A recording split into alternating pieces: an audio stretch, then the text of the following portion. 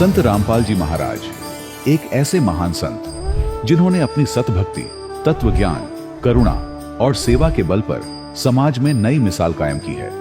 संत रामपाल जी महाराज की अगुवाई में उनके सभी सतलोक आश्रमों से समाज कल्याण के अद्भुत कार्यों ने समाज को सुनहरे भविष्य की एक नई उम्मीद दिखाई है। संत रामपाल जी महाराज से नाम दीक्षा लेने के बाद लाखों लोगों की लाइलाज बीमारियां जैसे कैंसर, एड्स आदि ठीक हुई। संत जी के ज्ञान से प्रेरित होकर उनके अनुयायियों ने लाखों यूनिट रक्तदान किया। संत जी ने लाखों बहन बेटियों का दहेज मुक्त विवाह करवाया।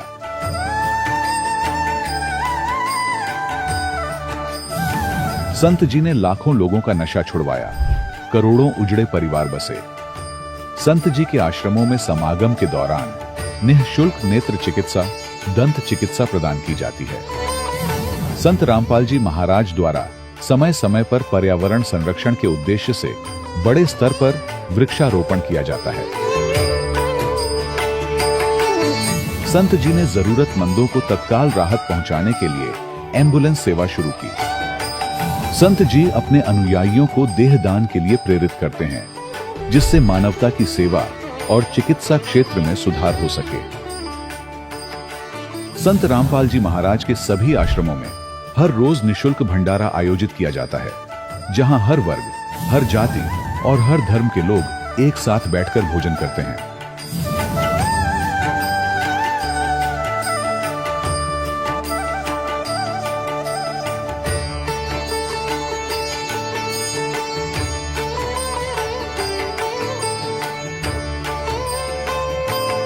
संत रामपाल जी महाराज के आश्रम में हजारों बुजुर्गों को सम्मान और प्यार के साथ जीवन जीने का अवसर मिलता है। उनके खाने, रहने और स्वास्थ्य की पूरी जिम्मेदारी संत रामपाल जी महाराज उठाते हैं। अनाथ बच्चों के लिए संत रामपाल जी महाराज के सभी आश्रम किसी वरदान से कम नहीं। यहाँ उन्हें शिक्षा, संस्कार और भविष्य के लिए बेहतर अवसर प्रदान किए जाते हैं। चाहे बाढ़ हो, भूकंप या महामारी, संत रामपाल जी महाराज और उनके अनुयायी हमेशा ही जरूरतमंदों के लिए सबसे आगे खड़े रहते हैं। कोविड महामारी के दौरान संत रामपाल जी महाराज के आश्रमों से करोड़ों लोगों के लिए भोजन, दवाइयां और जीवन रक्षक सामग्रियां उपलब्ध कराई गई। चाहे गरीब की मदद हो या किसी शोषित और पीड़ित वर्ग के हक और सम्मान की लड़ाई, संत रामपाल जी महाराज ने हमेशा ही उनकी दबी आवाज को सरकारों तक पहुंचाया है और उन्हें उचित न्याय दिलवाने में अहम भूमिका अदा की है। समाज में आध्यात्मिक और सामाजिक मूल्यों के प्रति जागरूकता लाने में संत रामपाल जी महाराज हर कदम पर मानवता के सच्चे सेवक साबित हुए हैं। संत रामपाल जी महाराज का जीवन हमें सिखाता है कि सच्ची सेवा वही है जो निस्वार्थ भाव से की जाए।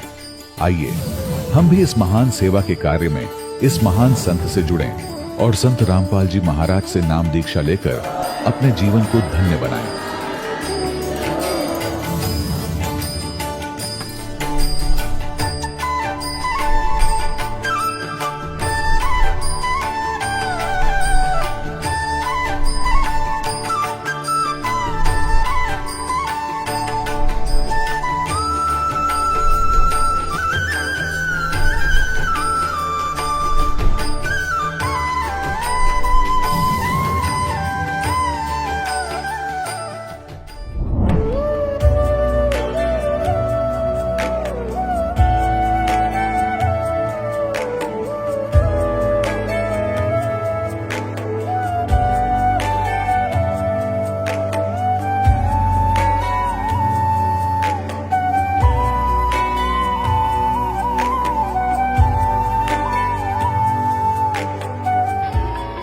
प्रभु राम, देव भगवान, अल्लाह, खुदा, ईश आदि नाम एक ही शक्ति के हैं।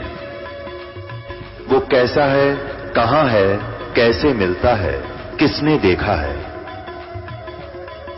ये प्रश्नवाचक चिन्ह पूर्ण रूप से हटाने के लिए अवश्य सुनिए जगत गुरु तत्वदर्शी संत रामपाल जी महाराज के अमृत वचन, सर्व पवित्र धर्मों के पवित्र शास्त्रों के आधार पर। दर्शकों, आस्तिकता से नास्तिकता की तरफ बढ़ते समाज का मुख्य कारण भक्त समाज द्वारा की जा रही भक्ति साधना से लाभ न मिलना, जिससे वो भगवान को ही अस्वीकार करना शुरू कर देते हैं। इसी विषय से जुड़ी कहानी है महाराष्ट्र के खुशहाल जादव जी की, जिन्होंने कई पंथों, संतों, आचार्यों को अपना आध्यात्मिक गुरु मानकर भक्ति साधना की, पर उससे कोई लाभ नहीं मिला, जिस कारण वो नास्तिक हो गए। लेकिन एक दिन टीवी पर चल रहे तत्वदर्शी संत रामपाल जी महाराज जी के सत्संग प्रवचनों ने इनकी सोच को बदल दिया। आखिर एक संत के सत्संग मात्र से एक साधक के जीवन में परिवर्तन कैसे आ गया? जो लाभ उन्हें संतों के चरणों में बैठकर नहीं मिले, वो लाभ उन्हें संत रामपाल जी महाराज के सत्संग सुनने मात्र से कैसे मिलने लगे? आइए जानते हैं खुशहाल जी की कहानी, उन्हीं की जुबानी। सर नमस्कार। नमस्कार। सर क्या शुभ नाम है आपका? मेरा नाम खुशहाल दास तुकाराम जी जादव है। सर कहाँ से आए आप? बोदेगांव मेरा गांव है, तहसील दारवा है और डिस्ट्रिक्ट मेरी यवतमाल है, महाराष्ट्र से हूँ। सर संत रामपाल जी महाराज से नाम दीक्षा कब लिया आपने? मैंने 4 जुलाई 2013 को नाम दीक्षा लिया। संत रामपाल जी महाराज से नाम दीक्षा लेने से पहले आप क्या भक्ति करते थे? मैं ब्रह्मा विष्णु महेश और सभी देवी देवता की भक्ति करता था और बाद में मैं नाथपंथ से जुड़ा था और नाथपंथ से मुझको मुझे भक्ति में कोई ये नहीं हुआ, संतुष्टि नहीं मिली, तो मैं रामसनी संप्रदाय से ही जुड़ा था। उसके बाद में मेरे को वहाँ पर संतुष्टि नहीं मिली तो भगत जी मैं नास्तिक हो गया था। और बाद में मेरे को ये पता लगा कि ये दुनिया में कोई भक्ति करने से कोई फ़ायदा ही नहीं होता। और मैं आर्थिक परिस्थिति, मैं खेती का काम करता हूँ, मेरे पास 3 एकड़ खेती है। सर जैसा कि आपने बताया कि पहले आप देवी देवताओं की पूजा करते थे और आप बहुत सारी जगहों पर भी गए, आप बहुत सारे संतों महंतों से भी मिले, उसके बाद भी आपको कोई विशेष राहत नहीं मिली, फिर धीरे धीरे आप नास्तिकता की ओर बढ़ गए, तो आपने संत रामपाल जी महाराज से नाम दीक्षा कैसे ली? सर देखिए, जब मैं नास्तिकता की ओर बढ़ गया था, व्यसनाधीन हो गया था और धीरे धीरे मैं मतलब ऐसे एक दिन टीवी देख रहा था और टीवी देखने के बाद में मैं जो पहले मैं जो धार्मिक का ये करता था, वो तो मैं साधु संतों का प्रवचन भी टीवी पर देखते रहता था। तो ऐसे देखते देखते एक दिन परमात्मा की मेरे पर मेहर हुई और संत रामपाल जी महाराज ज्ञान बता रहे थे प्रोजेक्टर पर। और मेरे को एक आश्चर्य लगा कि सभी संत मन तो भगवे चोले में रहते और ये तो साधारण से इंसान दिख रहे हैं और वेद, पुराण, कुरान शरीफ, बाइबल ग्रंथ ये सब पढ़ा कर ये अपने को ज्ञान समझा रहे। मैं उस टाइम बहुत भावुक हो गया और मैं देखते रहा महीना भर देखते रहा और बाद में मेरे को ऐसा लगा कि हाँ, यहाँ मेरे को एक परमात्मा मिलेंगे। और परमात्मा रामपाल जी महाराज ने तो सब ग्रंथ में बता दिया था कि कबीर जी भगवान है, कबीर जी भगवान है। जब मैं ये क्वेश्चन तो मेरे को पहले भी था भगत जी, सर जी, कि भगवान हम किसको बोले, कि मैं राम की भक्ति करता, कृष्ण की भक्ति करता, हनुमान जी की करता, देवी देवता की करता, लेकिन लाभ कुछ नहीं। कुछ साधु संतों से भी जुड़ा, उन्होंने जो नाम दिया उनसे भी मैं बहुत भक्ति करा और फिर नास्तिकता की ओर गया। फिर मेरे को ऐसा लगा कि भगवान ये नाम की चीज़ नहीं। जब मेरे को वेदों में, शास्त्रों में, कुरानों में, बाइबल में, ग्रंथ साहिब में ये प्रमाण पर सदगुरु जी ने बताए, जब मेरा दिल को लगा कि यहाँ पर सही भक्ति है, जब मैं नाम दीक्षा लिया। सर संत रामपाल जी महाराज से जो भी नाम दीक्षा लेता है उनको कोई ना कोई लाभ जरूर होते हैं, चाहे वो आध्यात्मिक हो, भौतिक हो, चाहे शारीरिक हो। सर आपको क्या लाभ मिले संत रामपाल जी महाराज से नाम दीक्षा लेने के बाद? सर मैं सबसे पहले तो ये बताऊंगा कि मुझे जीवन दान मिला।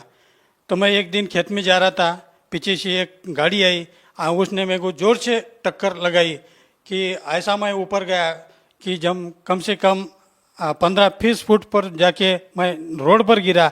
रोड पर गिरते हुए एकदम मुझे ऐसा भावुक हुआ कि किसी ने मुझे उठाया और मैं जोर से बोल रहा है, बंदी छोड़ सदगुरु रामपाल जी महाराज की जय हो। ये सबसे बड़ा मेरे को लाभ हुआ। उसके बाद में और मैं ऐसा ही खेत में जा रहा था और एक नाग, मतलब बोलो हमारे इधर सांप बोलते हैं उसको, 3 फीट के करीब था। हम 2 जने थे और उतने में मेरे को एक ऐसा महसूस हुआ कि चाहे आप पेशाब कर लो। तो उतने में क्या हुआ, 1 मिनट भी नहीं लगा तो सांप बाहर से निकला और जमीन पर से फड़ फड़ वो नीचे फड़ मार रहा। तो मैं सतनाम का जाप करने को लग गया तो सांप ने ऐसी मुंडी नीचे डाल दी, वो जमीन में खिसक गया। और एक बात बताना चाहता हूँ मैं, एक दिन मैं ऐसा ही लेटा हुआ था और ऐसी नींद गिन नहीं लगी हुई थी मेरे को, तो एक काल की छाया आई, जैसे बादल रहते हैं वैसा था वो। उसको हाथ और मुंह भी था, दोनों पैर भी थे और मेरे शरीर पर आके वो मेरे हाथ, दोनों पैर और गला जोर से दबाने लगा। मेरे आवाज़ भी नहीं निकल रही थी, मेरे हाथ भी नहीं उठ रहे थे और मेरे पैर भी नहीं उठ रहे थे। तो मैं मन में मन ऐसा बोल रहा था कि रामपाल जी महाराज की जय हो, रामपाल जी महाराज की जय हो। जब मेरे को महसूस हुआ कि रामपाल जी महाराज तो ये प्रवचन में कहते हैं कि बेटा जब तुम्हारे पर कोई संकट आया तो तुमको जो मैंने नाम दिया वो नाम का सुमरन करना। तो मैं सतनाम का सुमरन करने के लग गया। तो बाद में धीरे धीरे वो काल की छाया जो है वो मेरी वो निकल गई। ये सबसे बड़ा लाभ हुआ। उसके बाद में मैं आर्थिक परिस्थिति थे तो एकदम मतलब जीरो था कि मेरी समाज में तो कोई इज्जत भी नहीं थी। यहाँ तक मेरे को शादी का कार्ड भी नहीं देते थे लोग कि ये शादी पर आ नहीं सकता, इतना मैं गिरा हुआ इंसान था। पर परमात्मा का मैंने जब शरण में गया, सदगुरु रामपाल जी महाराज के मैं शरण में गया, धीरे धीरे मेरे को लाभ होने शुरू हो गए। मेरे पास 3 एकड़ खेती है। वो खेती तो आप महाराष्ट्र में तो ज़्यादातर यवतमाल जिले में आत्महत्या का प्रकरण चल रहा है। मेरे दिल में ये होता था क्या बताऊँ कि मैं आत्महत्या कर लूँ। बार बार यही सोचता था मैं कि नाम लेने से पहले कि छोटे छोटे बच्चे थे, 7 लोग मेरे परिवार में थे, कोई उधार नहीं देता था, कोई गवर्नमेंट की सहायता नहीं मिलती थी। इधर उधर से पैसे लाए तो एक पानी से खेत पूरा सूख जाता था। ये परमात्मा, एक तुम्हारे शरण में ये दास आया, ये दास को तो सतलोक जाना ही है, जाना है, लेकिन जो मेरे को ये जवाबदारी तुमने दी है 5-7 लोगों की, परमात्मा इनकी मैं रक्षा करूं और ये तो तुम्हारे ही बच्चे हैं और परमात्मा मेरे भी बच्चे, समाज में मेरी कोई बेइज्जती नहीं ना हो। मैं आत्महत्या कर लूँ तो समाज क्या बोलेगा, इसके डर से मैं रोज परमात्मा को सुबह शाम दंडवत प्रणाम करता था। कबीर साहब तुम तो परमात्मा हो, अभी तक तो हमको 40 साल हो गए परमात्मा खोजते खोजते। कहीं पहाड़ पर जाते थे, कहीं मंदिर पर जाते थे, कोई साधु संतों के चरणों में जाते थे, कहाँ लाभ मिलेगा, कहाँ लाभ मिलेगा। ये मूर्ति लोक में तो कहाँ लाभ ही नहीं मिला। परमात्मा आप कबीर साहब आप तुम मिले हो तो ये दास को उतार लेना, ये मन मन में प्रार्थना करता था। एक दिन क्या हुआ, हमारे गांव में एक स्कीम आई किसान के लिए और 10 कुएं आए। परमात्मा जैसे मेरे को मालूम हुआ तो मैं दंडवत प्रणाम किया और गांव में ग्राम सभा थी, वहाँ गया और परमात्मा को सदगुरु रामपाल जी महाराज को मैं दंडवत प्रणाम किया। परमात्मा ये दास को अगर तुमको बचाना है तो एक मुझे कुआं देना, मेरी तो लायक ही नहीं है, क्या एक साधारण मैं 5 फीट का गड्ढा भी खोज नहीं सकता, तो मैं एक कुआं दे देना परमात्मा, इतनी दया करो। तब क्या हुआ, मैं जब पंचायत में गया सब गांव के लोग आए, वहाँ पर एक चिट्ठी निकली सब गांव की, उसमें मेरा दूसरा नाम आ गया और सदगुरु रामपाल जी की कृपा से 10 मेरे गांव में कुएं है और बाकी में और भी 2-4 कुएं है, 10-15 कुआं हुआ। वो तो कुएं रह गए, पर ये दास को सदगुरु रामपाल जी महाराज ने दया किया। दास के बावड़ी को इतना पानी लग गया जैसा घर में नल चलता है तो सामने 15-20 फीट आवाज आता है कि नल घर में आ गया, क्या घर में नल चालू है। उतना मेरे कुएं को पानी परमात्मा ने 3 नल जैसा पानी दिया। आज परमात्मा की दया से कबीरदास महाराज मेरे को प्रसन्न हुए, सदगुरु रामपाल जी महाराज की दया से आज मेरी परिस्थिति ठीक है। और भी एक ये साल का लाभ बताता हूँ कि 1 जनवरी 2017 मेरा पूरा परिवार परमात्मा के शरण में है। 2 लड़की और 1 लड़का खेत में जा रहे थे। सामने से एक बाइक वाला आड़ा मुझे बीच में आ गया। उधर से एसटी बस आ गई और तीनों भाई वो गाड़ी से गाड़ी टकरा गई। कम से कम 20 फुट घिसेटते गए और उनको सदगुरु रामपाल जी महाराज की दया से खरोच तक नहीं आई। ये सबसे बड़ा लाभ ये साल में भी हुआ।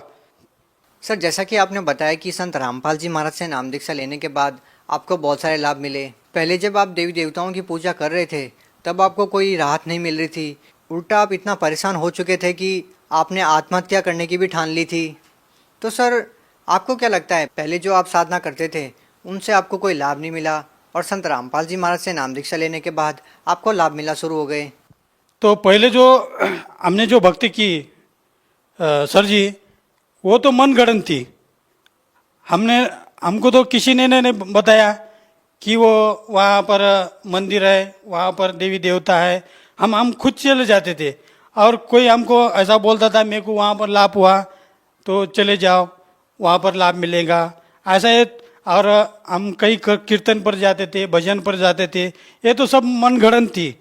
जब हमको ऐसा पता लगा कि कोई आधार होना, जब हमको आधार दिखा, सदगुरु रामपाल जी महाराज ने हमको आधार बताया कि ये देखो ये हिंदू धर्म की देवी देवता, ये मुसलमान धर्म की जो कुरान शरीफ है, हिंदू धर्म की जो वेद है, गीता है, सिख धर्म के जो गुरु ग्रंथ साहिब है, उसमें प्रमाण बताए।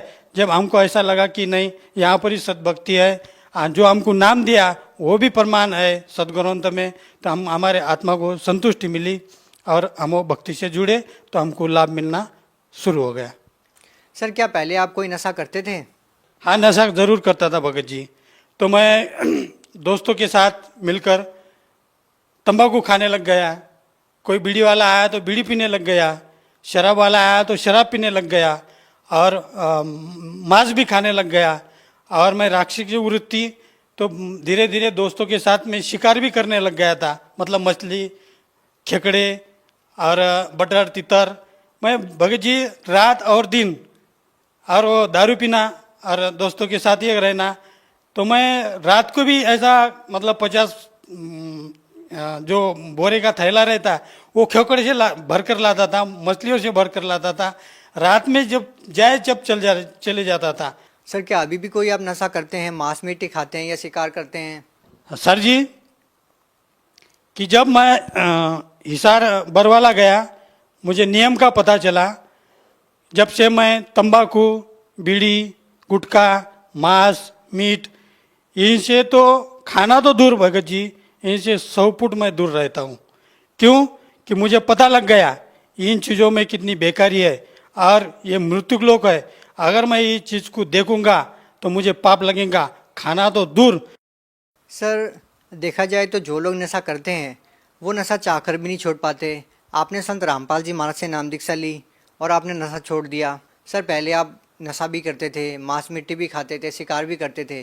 सर आपके लाइफ में इतना परिवर्तन कैसे आया, कैसे आपने नशा छोड़ दिया? सर क्या संत रामपाल जी महाराज ने आपका नशा छुटवाने के लिए कोई जड़ी बूटी दी? सर जी मैं कहना चाहता हूँ, सदगुरु रामपाल जी महाराज कोई जड़ी बूटी नहीं देते हैं। वो जो हमको मंत्र देते हैं, वो मंत्र में इतना पावर है कि जो भी व्यसन है, ये दास को सभी व्यसन थे, वो मंत्र जाप करने से वो सब दूर चले गए। अभी तो अब दास खेती करके पार्ट टाइम में एक छोटा सा दुकान है, मैं टेलर में काम करता हूँ। वहाँ पर मैंने लिखा है कोई भी टेलर के पास टाइम पास करने को लोग आके बैठ जाते हैं, तो वहाँ तंबाकू निकाल लेते हैं, कोई खर्रा निकाल लेता है, कोई बीड़ी फूकने लगते हैं। तो मैं उनको कहता है सत साहेब जी, सदगुरु रामपाल जी महाराज का वहाँ पर फोटो भी लगा हुआ है और 3 जगहों पर मैंने पोस्टर भी लगा हुआ है कि वहाँ पर लिखा है मैंने सूचना, तंबाकू, बीड़ी, सिगारेट और दारू, नशीली पदार्थ खाण्यास व पीण्यास सख्त मनाही है। सर जी आप कभी भी आ सकते हो और मैं छोटी सी दुकान है, वहाँ पर भी तुम देख सकते हो। सर देखा जाए तो नशा मुक्ति के लिए सरकारें भी बड़ी बड़ी योजनाएं लेकर आती है, नशा मुक्ति केंद्र भी खोलती है, लेकिन फिर भी वो लोगों का नशा नहीं छुटवा पाती है। तो सर जो लोग आज भी नशा करते हैं और वो चाहकर भी नहीं छोड़ पा रहे हैं, उन लोगों को आप क्या कहना चाहेंगे? सर जी, मैं ये कहना चाहता हूँ कि मैं लाख कोशिश करके ये नशा नहीं छोड़ रहा था, लेकिन मैं जब सदगुरु रामपाल जी महाराज के चरणों में आया, नाम दीक्षा लिया और मेरी नशा छूट गई। यही सभी मैं भाइयों और बहनों को कहता हूँ कि चाहे तुम सरकारी योजना में जाए, कहाँ जड़ी बूटी लो, क्या दुनिया में कहाँ भी चले जाओ, भारत जाओ, इंग्लैंड जाओ, अमेरिका जाओ, चाहे कहाँ भी चले जाओ, ये नशा नहीं छूटेंगी। नशा छूटना ही है तो सदगुरु रामपाल जी महाराज के शिष्य बनो और आप नशा से छुटकारा पाओ, यही दास कहना चाहता है। सर आप महाराष्ट्र के लोगों को अपनी मराठी भाषा में क्या संदेश देना चाहेंगे? हे दास सगळ्याला प्रार्थना करत आहे, कोणाला जर वाटत असेल की टी व्हीमध्ये उभे राहून काही बोलतात, तुम्ही प्रत्यक्ष माझ्या गावाला या। माझं नाव खुशाल तुकाराम जाधव, मुक्काम बोदेगाव, राहणार तहसील दारवा, जिल्हा यवतमाळ। हा दास काय होता आणि काय आहे हे तुम्हाला माझ्या आजूबाजूच्या परिसरामध्ये, या गावामध्ये हे तुम्हाला माहीत पडून जाईल। मी एक व्यसनाधीन होतो, मी एक म्हणजे एकदमच नीच व्यक्ती, म्हणजे एकदमच गरीब व्यक्ती होतो आणि एक कास्तकारसुद्धा होतो। माझ्याकडे 3 एकर शेतीसुद्धा होती आणि नापिकीमध्ये मी सतत हे नशेच्यानं मला असा वाटायचं की एक मी आत्महत्या करून घेऊ, या जगामध्ये जगावं असं वाटत नव्हता। पण मला एक परमात्म्यानं संधी दिली, कबीर साहेबांना मला संधी दिली की एक दिवस मी टी व्ही पाहता सद्गुरू रामपालजी महाराजचा प्रवचन मी ऐकला आणि मी तो पाहत एक दिवस नाही, 2 दिवस नाही, आता सतत 15 वेळा मी पाहिला आणि त्या ज्ञानला मी समजलं आणि त्याच्यानंतर मी परमात्म्याच्याकडून नामउपदेश घेतला आणि भक्ती केली। हळूहळू माझ्या मागं जो आर्थिक पीडा होती, शारीरिक पीडा होती, सामाजिक पीडा होती, सगळ्या पीडामधून मी आता एक सामान्य म्हणून जीवन जगत आहो। तुम्हाला सुद्धा अशी मी प्रार्थना करतो, सगळ्या महाराष्ट्रीयांना, भाऊ बहिणींना, आणि खास करून सांगायचं मला असं वाटते की आपण जे भक्ती करत आहात, प्रत्येक व्यक्ती, मला वाटतं महाराष्ट्रामध्ये 7 कोटी जनता आहे, हे कोण्या ना कोण्या देवी देवताची भक्ती करतच आहे, पण एक त्या भक्तीला बेस नाही आहे, त्या व्यक्तीला आधार नाही आहे, हे समजून आपण आपल्या धर्माचे या 7 कोटीमध्ये सर्व समाज आले, हिंदू आले, मुस्लिम आले, बौद्ध आले, ख्रिश्चन आले, ईसाई आले, शीख आले, हे आपल्या सद्ग्रंथाला पहा आणि त्या सद्ग्रंथामध्ये काय दडलेलं आहे ते पहा आणि खरी भक्ती करा आणि या सगळ्या दुःखातून आपण दोषमुक्त व्हा। आणि एक म्हणजे खास करून आपण एक 84 भोगत आहो, या 84मधून सुटकारा पहा आणि एक माणूस म्हणून जगा। हा दास एक गिरलेला माणूस होता, आज एक माणूस म्हणून मी जगत आहे।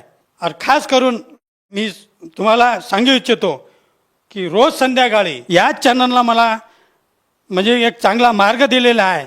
तर चॅनलवर 7:40 सद्गुरू रामपालजी महाराजाचं प्रवचन येते, ते प्रवचन आवश्यक वाचा आणि आपल्या मनाच्या शंका कुशंका आहे हे आपोआपच प्रवचन ऐकता हे दूर होईल आणि आपण सद्गुरू रामपालजी महाराजाचं पासून नाव घ्या आणि खरी भक्ती करा आणि आपण म्हणजे खरा लाभ घ्या। आणि एवढं बोलून माझी सर्व महाराष्ट्रीय लोकांना माझी विनंती आहे की खरोखरच तुम्ही चॅनलवर आजपासून सुरुवात करा आणि प्रवचन ऐका आणि आपल्या जीवनामध्ये एक चांगले सुख समृद्धी येऊ अशी मी प्रार्थना करतो। मी सर्व महाराष्ट्रीयांना सांगू इच्छितो की जगद्गुरू तत्वदर्शी संत रामपालजी महाराज यांच्या शरणामध्ये या आणि आपल्या जीवनाचं कल्याण करा। नमस्कार जी, धन्यवाद। दर्शकों, अभी आपने सुने संत रामपाल जी महाराज से दीक्षा प्राप्त करके सुखी हुए भक्त के अनुभव। अब देखिए जगत गुरु तत्वदर्शी संत रामपाल जी महाराज के मंगल प्रवचन। सत्संग की आधी घड़ी और तप के वर्ष 1000 तो भी बराबर है नहीं, कहे कबीर विचार। अब यहां बताते हैं परमात्मा कि ये स्थान तुम्हारा नहीं है और तुम यहां ठेकेदार बन गए, मालिक बन गए। मालिक तो एक ही है, हम सब उसके बच्चे हैं और उसने आपको जो संतान दी है वो उसके बच्चे हैं, आप मानो चाहे ना मानो। और आपने ये नहीं कि अपना कर्तव्य से दूर होना है, परमात्मा के बच्चे जान के उसके डर से उनकी सेवा करनी है। जिसका जितना भी जो आपका कर्तव्य कर्म है वो करना है। उनको पढ़ाना है तो पढ़ाना है, कपड़े वस्त्र की आवश्यकता वो भी व्यवस्था करनी है, विवाह शादी भी करनी है, तो परमात्मा के बच्चे जान के करनी है। और जब यहाँ से चलोगे, जैसे वो नौकरानी निकाल दी गई थी, उसके सपने में भी ना आया हुआ मेरी बेटी थी, तो पुण्यात्माओं ये स्थिति आपकी जब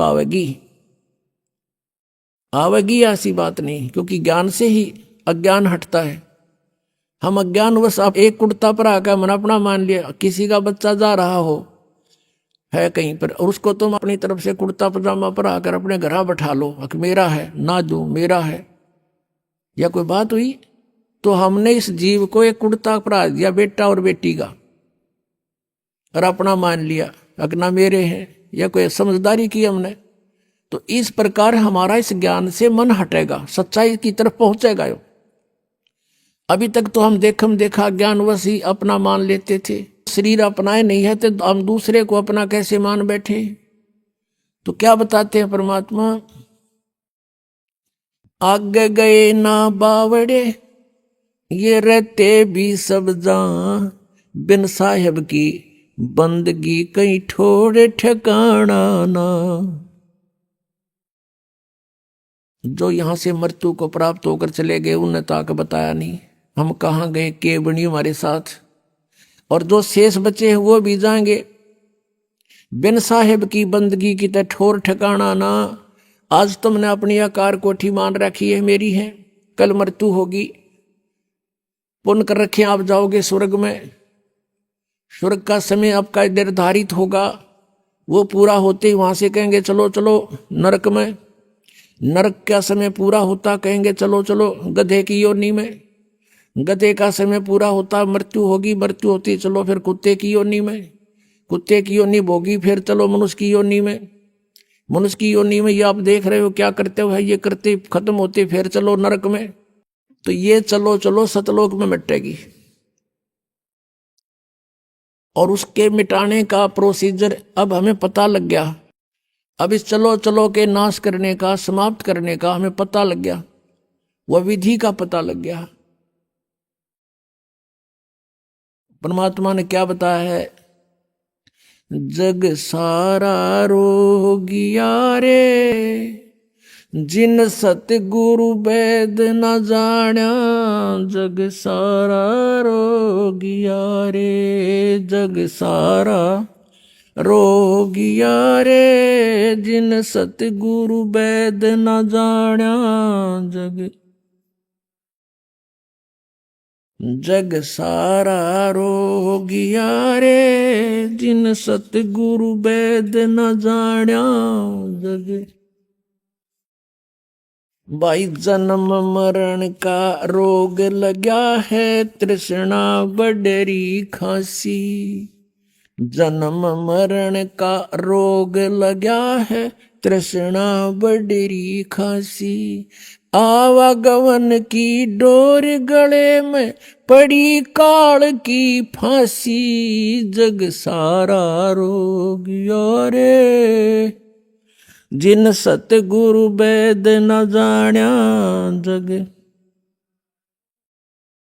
जग सारा रोगिया रे जिन सतगुरु वैद न जाण्या, जग सारा रोगिया रे। भाई सच्चा सतगुरु कोई न पूजे, इन झूठों जगपतियासी, सच्चा सतगुरु कोई न पूजे, इन झूठों जगपतियासी, अंधे की बाँ गही अंधे ने मार्ग कौन बतासी, जग सारा रोगिया रे जिन सतगुरु वैद न जाण्या, जग सारा रोगिया रे, जग सारा रोगिया रे जिन सतगुरु वैद न जाण्या, जग सारा रोगिया रे। भाई देखा देखी गुरु से बन गे, किया ना तत्व विचारा। देखा देखी गुरु से बन गे, किया ना तत्व विचारा। गुरु से दोनों के सिर पे काल ठोके पंजारा। जग सारा रोगिया रे, जिन सतगुरु वेद न जाण्या। जग सारा रोगियो रे, जिन सतगुरु वेद न जाण्या। जग भाई सार शब्द सर जीवन बूटी, गैस गैस अंग लगावे। सार शब्द सर जीवन बूटी, गैस गैस अंग लगावे। कहे कबीर तुम सतकर मानो, ये जन्म मरण मिट जावे। जग सारा रोगिया रे, जिन सतगुरु वेद न जाण्या। जग सारा रोगिया रे, जिन सतगुरु वेद न जाण्या। जग सारा सार शब्द सर जीवन बूटी, गैस गैस अंग लगावे। सार शब्द सर जीवन बूटी, गैस गैस अंग लगावे। कहे कबीर तुम सतकर मानो, ये जन्म मरण मिट जावे। जग सारा रोगिया रे, जिन सतगुरु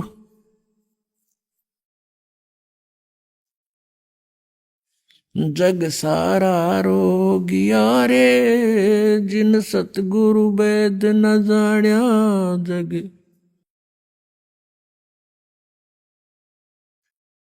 अब इसमें ये बताया कि भाई जन्म और मरण का ये रोग लगा हुआ है आपके, और जब तक जन्म मृत्यु का रोग है जीव सुखी नहीं रह सकता।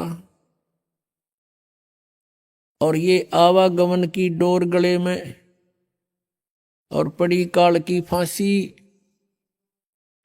फिर क्या बताते हैं कि सच्चा सतगुरु कोई नहीं पूजे, इन झूठों जगपतियासी। सच्चा संत परमेश्वर आए थे उस समय, किसी ने मालिक को स्वीकार नहीं किया। और जितने ये झूठे लोग थे, परमात्मा कहते थे कि ब्रह्मा विष्णु महेश ये नासवान हैं, इनकी जन्म मृत्यु होती है। और इन तीनों गुणों की भक्ति में ये भूल रहा संसार। कह कबीर निज नाम बिना कैसे उतरो पार। तो इस बात का विरोध करवा दिया उन झूठे गुरुओं ने कि कबीर झूठ बोलता है, ये जुलाहा है, क्या जाने संस्कृत को। क्योंकि संस्कृत के पढ़ने वाले ब्राह्मण अधिकारी होते थे। परमात्मा कहा करते थे कि सच्चा सतगुरु कोई ना पूजे, झूठों जगपतियासी। इन झूठों पर विश्वास किए बैठे हैं और अंधे की बाँ पकड़ रहा अंधा। इनके गुरु भी अंधे और अनुयायी तो अंधे होते ही हैं, वो गुरु जी के अनुसरण करते हैं। अंधे की बाँ गई अंधे ने मारे कौन बतासी। अपने आत्माओं, हमारा पवित्र हिंदू धर्म में जन्म हुआ और हम श्री राम, श्री कृष्ण, विष्णु और भगवान शंकर को, जैसा लोकवेद हमने इनकी कथा सुन रखी थी, इनके बारे में सर्वेश्वर मानते थे, सर्व पाप नाशक जानते थे, समर्थ शक्ति मानते थे, सारे ब्रह्मांडों का रचनहार मानते थे, अजन्मा मानते थे। तो किन्होंने बताया? नकली गुरुओं ने, अंधे गुरुओं ने, जिन्हें वो स्वयं भी अंधे थे, हमें भी हाथ पकड़ दिया कि हमें सब कुछ दिखाई देता, जो हमारे पीछे पीछे। जबकि उनकी जीवनी में लिखा है कि ब्रह्मा विष्णु महेश नासवान है। पुणात्माओं, ये कंसेप्ट क्लियर करना अति आवश्यक हो जाता है, क्योंकि ये बहुत बड़ा अज्ञान हो गया है। और इस अज्ञान का नाश करने के लिए जरा सा भी कोई लूज पॉइंट रह गया तो जीव समझ नहीं सकेगा और नकलियों का दाव लग जाएगा। देखो ब्रह्मा विष्णु महेश को तो नासवान बताता है, और भी ये प्रमाण दिखा दूंगा, आप पे चुप कर दोगे उनको कि देखो ये तो पुराणों में लिखा है, क्या ये अपने आप बता रहे हैं? तो वो दुष्ट जो अभी तक आग लगाते आए हैं समाज में, उनकी दाल निकलेगी। पुणात्माओं, दास को इन सदग्रंथों की जैसे वेदों, गीता और पुराणों की कति आवश्यकता नहीं, क्योंकि जो ज्ञान दास को मिला है वो तत्व ज्ञान है, वो सूक्ष्म ज्ञान है। और कहते हैं ये चारों वेद सूक्ष्म वेद के पूता, वो सूक्ष्म वेद के पुत्र हैं ये, यानी पूर्ण कंप्लीट ज्ञान तो उसके अंदर है। बाकी वेदों में इनकम्प्लीट नॉलेज है बिल्कुल सही जितना लिखा है, लेकिन अधूरा है। जैसे मैट्रिक का सिलेबस होता है वो गलत नहीं होता, लेकिन वो MA BA PhD का नहीं होता। और PhD MA वाले में नीचे का भी सारा ही कुछ होता है। लेकिन ये सदग्रंथ आपके लिए रखता है ये दास। ये मेरी लालटन है अंधे वाली।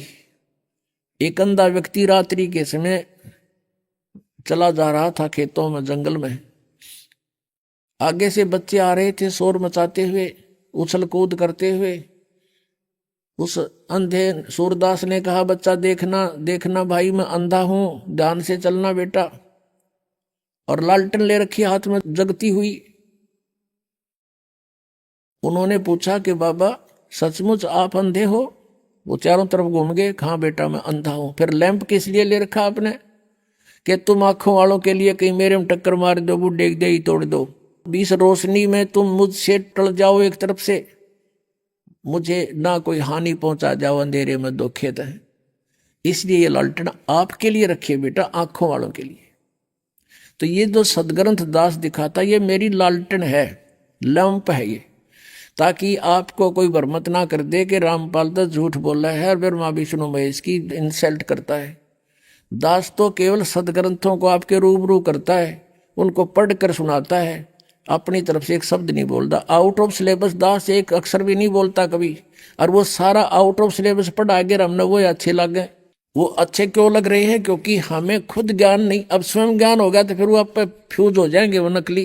तो यह थोड़ा सा दिखाते हैं आपको कि ब्रह्मा विष्णु महेश अजर अमर नहीं है, ये नासवान है। श्रीमद देवी भागवत गीता प्रेस गोरखपुर से प्रकाशित है। ये संपादक हैं हनुमान प्रसाद पोदार चिमन लाल गोस्वामी, और ये गीता प्रेस गोरखपुर से प्रकाशित है। गोविंद भवन कार्यालय कोलकाता का संस्थान। इसके 123 पृष्ठ पर ये चंद पंक्ति हैं, ये बहुत सा काम हमारा हल कर देंगी। तीसरा स्कंद 123 पृष्ठ पे भगवान विष्णु अपनी माता दुर्गा की महिमा सुना रहा है। तुम शुद्ध स्वरूपा हो, यह सारा संसार तुम इसे उद्भासित हो रहा है। मैं ब्रह्मा और शंकर हम सभी तुम्हारी कृपा से विद्यमान है। हमारा आविर्भाव माने जन्म, तिरोभाव माने मृत्यु हुआ करता है। हमारा तो जन्म और मृत्यु होता है, केवल तुम ही नित्य हो, जगत जननी हो, प्रकृति और सनातनी देवी हो। भगवान शंकर बोले, देवी यदि महाभाग विष्णु तुम्ही से प्रकट हुए हैं तो उनके बाद उत्पन्न होने वाले ब्रह्मा भी तुम्हारे बालक हुए। फिर मैं तमोगुणी लीला करने वाला शंकर क्या तुम्हारी संतान नहीं हुआ? अर्थात मुझे भी उत्पन्न करने वाली तुम ही हो। शिवे संपूर्ण संसार की सृष्टि करने में तुम बड़ी चतुर हो। इस संसार की सृष्टि, स्थिति और संहार में तुम्हारे गुण सदा समर्थ हैं। उन्हीं तीनों गुणों से उत्पन्न हम, रजगुण ब्रह्मा, सतगुण विष्णु, तमगुण शिव जी, ब्रह्मा विष्णु शंकर नियमानुसार कार्य में तत्पर रहते हैं। अपने आत्माओं, इस पवित्र पुराण ने ये चंद पंक्तियों ने 4-5 कंसेप्ट क्लियर कर दिए। एक तो ये स्पष्ट हो गया कि ब्रह्मा विष्णु महेश नासवान है, इनकी जन्म मृत्यु होती है। दूसरा ये हो गया कि दुर्गा इनकी माता है।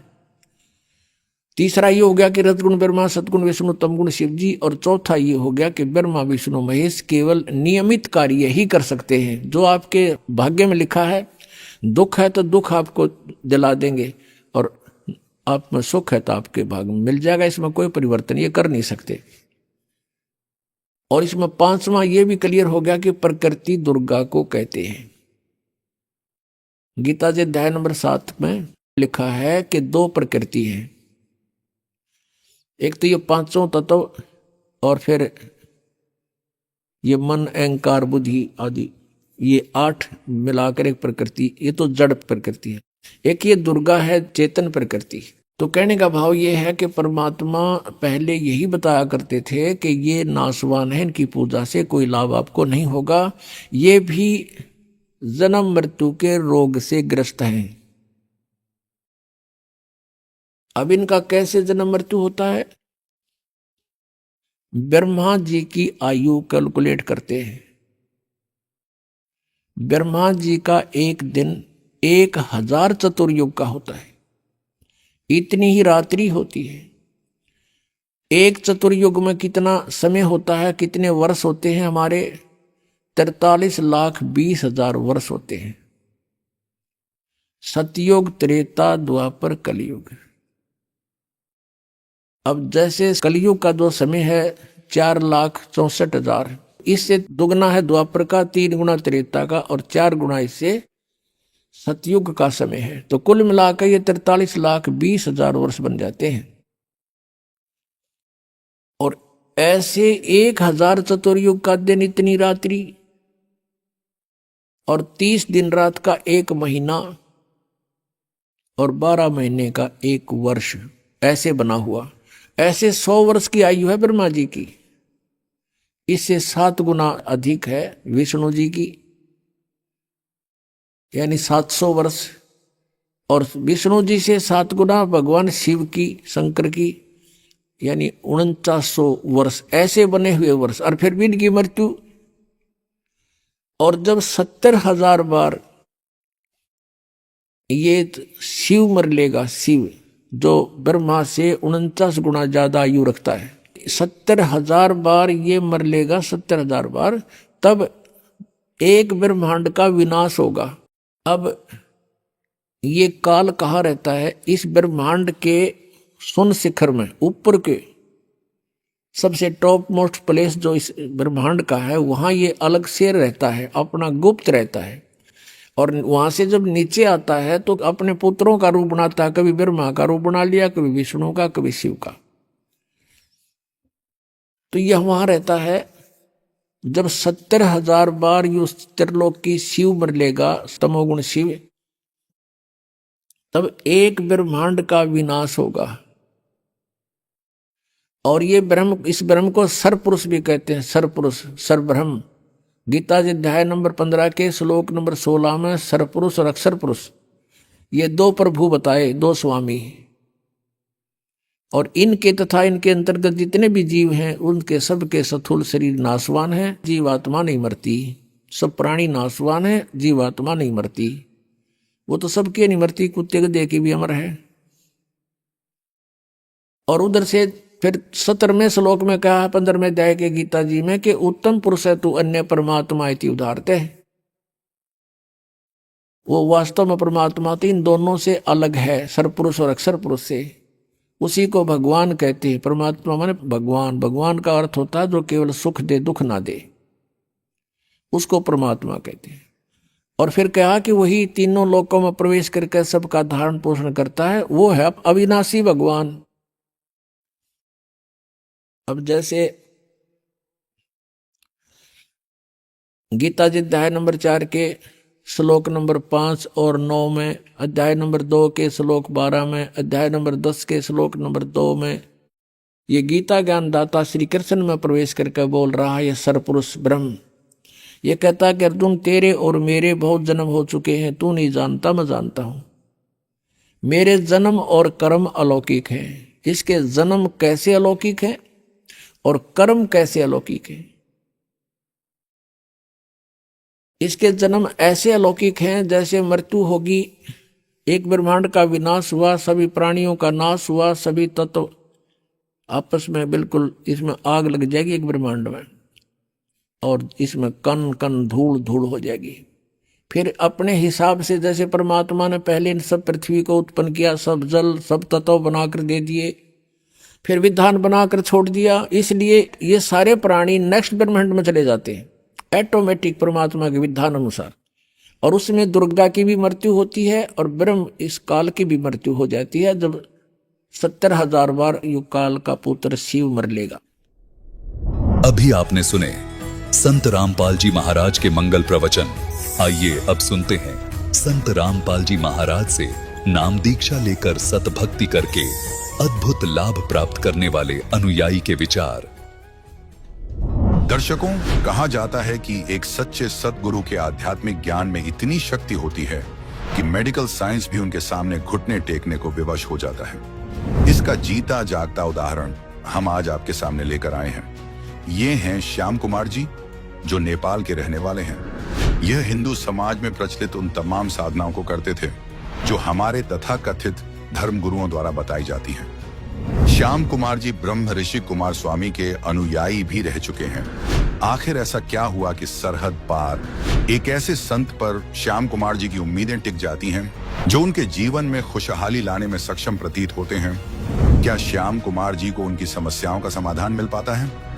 इन तमाम सवालों के जवाब जानने के लिए सुनते हैं श्याम कुमार जी की कहानी, उनकी अपनी जुबानी। सर नमस्कार। नमस्कार।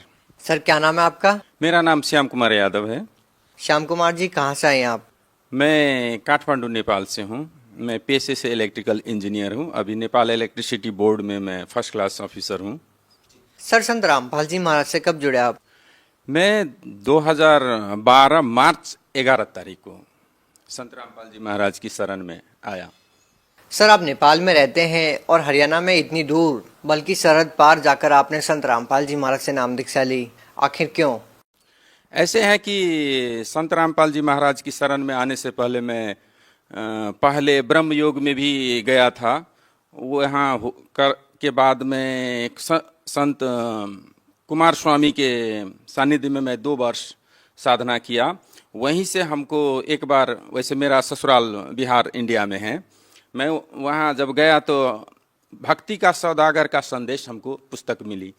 उसको मैं यूं ही देखा तो उसमें लिखा था कि ब्रह्मा विष्णु महेश का माता पिता दादाजी कौन है। जब ये मैं देखा तो हमको बहुत अचंभित कर दिया, जैसे करंट लगता हो, हमको ऐसे लगा। उससे पहले मैं यूं ही जितना जो भी देवी देवता है सबको मैं नतमस्तक होके अपना श्रद्धा रखता था। उसके बाद मैंने वो क्वेश्चन का जवाब इसी पुस्तक में है ये जानकर हमको बहुत उत्सुकता हुई। तुरंत मैंने उसको खोला और पढ़ना शुरू किया। उसके बाद मैं सारा किताब करीब करीब मैं 3 दिन वहाँ ठहरा। 2 बार मैं पढ़ चुका, फिर भी मेरी समझ में नहीं आ रहा था। वहाँ सब शास्त्र में गीता की खोल खोल के गुरुजी ने, मतलब हमारे संत रामपाल जी महाराज ने जो बताए थे, उसमें अब प्रमाण भी दिए थे विथ रेफरेंस कि फलाने शास्त्र के फलाने पेज में फलाने अध्याय में फलाने श्लोक नंबर में ये दिया है। अगर ये है, इसका अर्थ ये होता है, तो फिर क्या कर रहे हैं? तो ये जानने के लिए हमको अब ऐसा था कि कुछ पुस्तकें कलेक्शन करना था। मैंने वहाँ से अपना, जब काठमांडू गया तो मैं सारी पुस्तक खरीद के लाया। और कुछ पुस्तक जैसे आध्यात्मिक ज्ञान गंगा हुआ, ये मैं डाउनलोड किया इंटरनेट से। और ऐसा हुआ कि वो मैं प्रमाण मिलाने के चक्कर में मैं अध्ययन करते करते हमको 2 वर्ष लग गया। और उस टाइम में हमको ये मालूम नहीं था कि काठमांडू में कोई है भी संत रामपाल जी महाराज के अनुयायी। ये मैं खुद अपने ही से अपना मतलब वो अध्ययन करते करते 2 वर्ष बाद हमको अब ये दृढ़ इच्छा हुई कि एक बार मैं संत रामपाल जी महाराज की सानिध्य में जाऊं। उसके लिए जब मैं ऑफिशियल काम से एक बार भटिंडा आना हुआ, तो मैं भटिंडा गया। वहाँ आपको ऑफिस का काम ख़त्म करने के बाद आते समय में मैं वहाँ अम्बाला से बरवाला पहुँचा। वहाँ जाने के बाद मैंने अपना आश्रम का, जो कि हम एक इमेजिनेशन किए थे कि आश्रम ऐसा होगा, ठीक वैसा ही पाया मैंने वहाँ। तो वहाँ पर मैंने अपना संत रामपाल जी महाराज से नाम उपदेश लिया।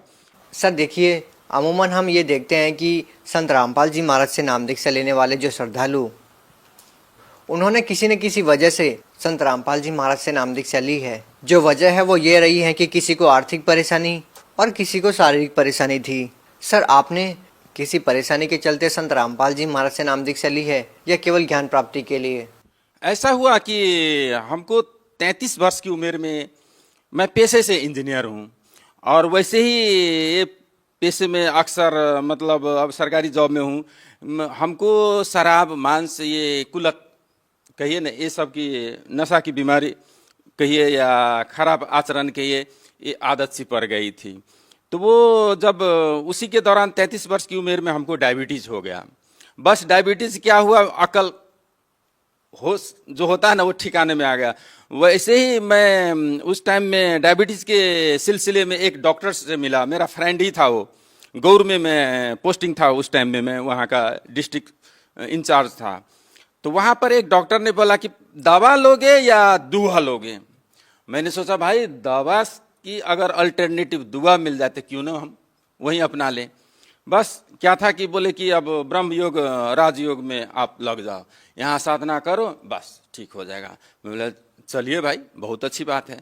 लेकिन जब मैं वहाँ गया तो कुछ दिन के बाद हमको बहुत जिज्ञासा हुई, क्योंकि परमात्मा की, भगवान के बारे में जो जो आता था उसका मैं हमको जब, क्योंकि मैं साइंस का स्टूडेंट, हम प्रमाण ढूंढते थे, प्रमाण हमको मिलता नहीं था। तो हर वक्त शंका की दृष्टि से चलो भाई अब अंध भक्ति की तरह लगे रहो।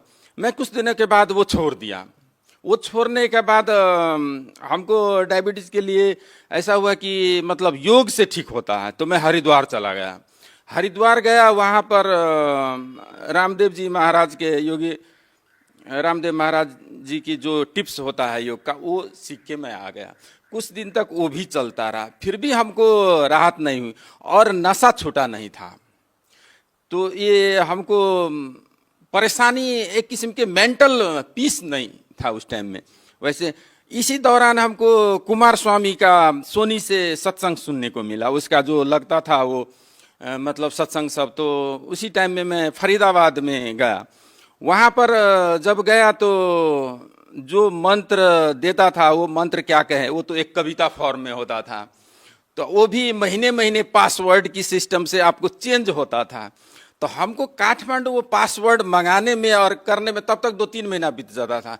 अब ये मंत्र है कि क्या है, फिर भी मैं 2 वर्ष तक सुबह सुबह ठंडा में स्नान करना, वो 1 घंटे तक जाप करना, ये सब करते रहे। वो देवी जी का जो होता है वो पाठ करवाना, वो भी करवा, विशेष कृपा लिए, फिर भी हमको कोई राहत नहीं मिला।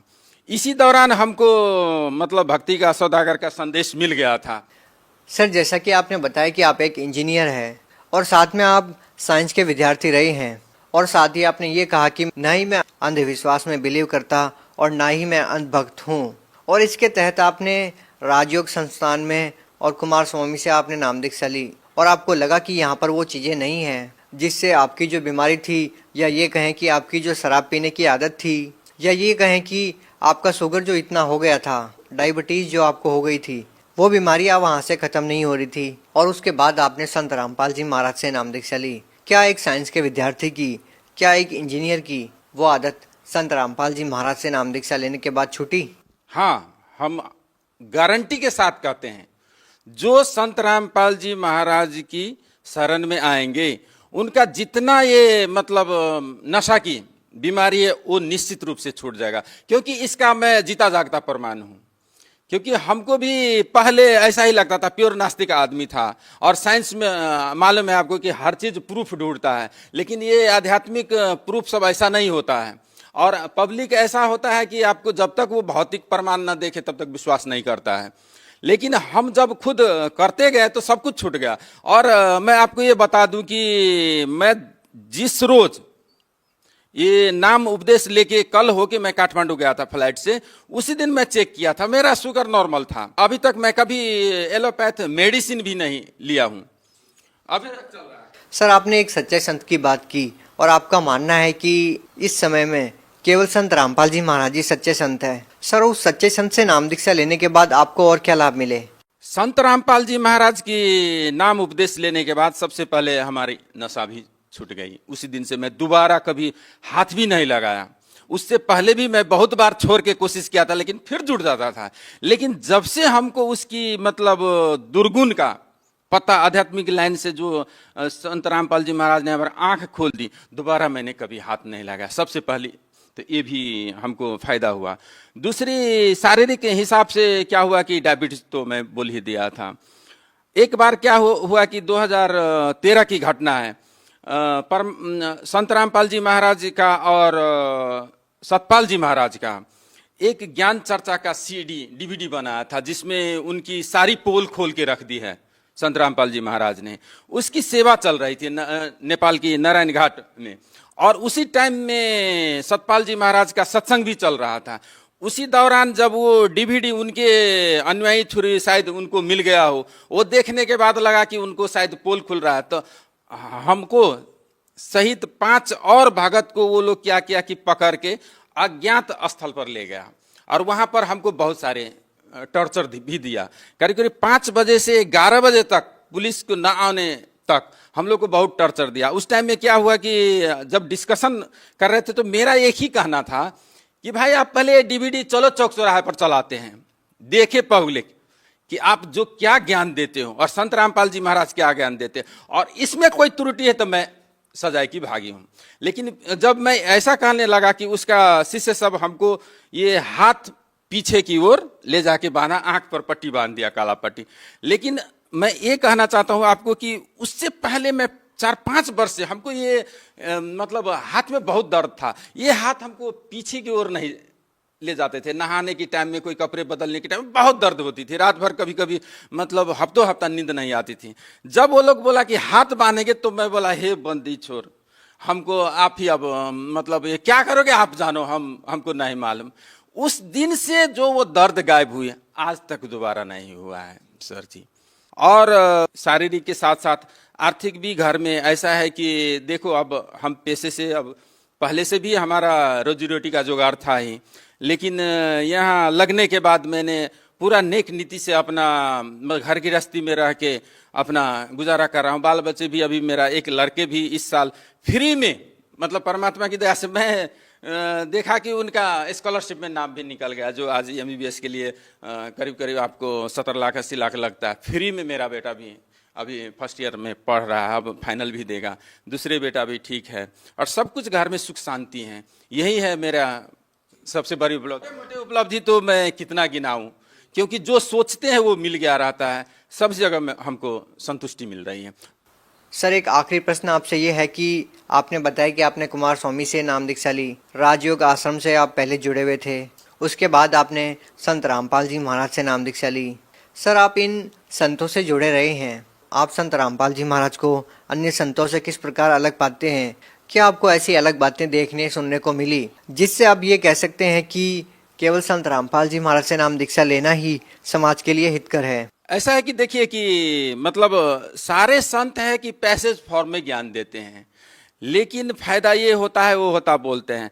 जब हम संत रामपाल जी महाराज की शरण में आए तो उसमें मतलब वैदिक ज्ञान भी वो खोल खोल के बताए थे और प्रैक्टिकली हमको जो डायबिटीज से राहत हुआ फर्स्ट, तो उससे लगा कि मतलब जो थ्योरी है वो प्रैक्टिकल पर भी फिट होता है। तो मैंने अब हमको शिक्षित होने का यही ना आखिर फायदा है कि जो लिखा है भाई वो दिखता भी है व्यवहारिक में। तो सबको मैं कहता हूं कि सारी दुनिया से हटके हैं संत रामपाल जी महाराज के ज्ञान, और जो भी वो कहते हैं शास्त्र में उल्लेखित आखिर प्रमाणित ज्ञान है। तो ये शास्त्र संबद्ध ज्ञान हमको उनको दुनिया सारी दुनिया से अलग बताते हैं, और एक ही संत एक बार में होता वो भी हमको विश्वास हो गया। सर आप सरहद पार नेपाल से इंडिया में आए हैं, संत रामपाल जी महाराज से जुड़े हुए हैं, आप हिंदुस्तान की जनता के साथ साथ नेपाल के लोगों को क्या कहना चाहते हैं? देखिए परमात्मा की और संत की नज़र में तो कोई सरहद सीमाना नहीं होता है। मैं यहाँ हिंदुस्तान में हूँ चाहे नेपाल में हूँ, उनके लिए आखिर सारी ब्रह्मांड की बच्चा उनके पुत्र हैं।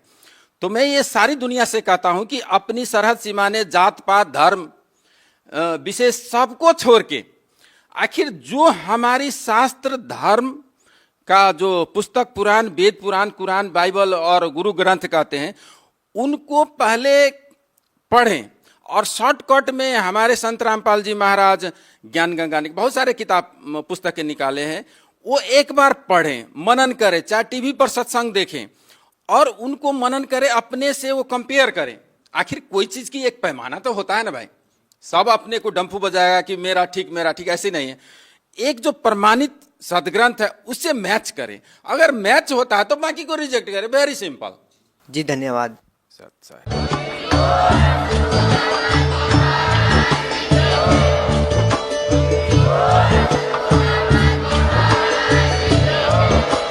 आप सुन रहे थे जगत गुरु तत्वदर्शी संत रामपाल जी महाराज जी के मंगल प्रवचन। अधिक जानकारी के लिए विजिट कीजिए हमारी वेबसाइट www.jagatgururampalji.org।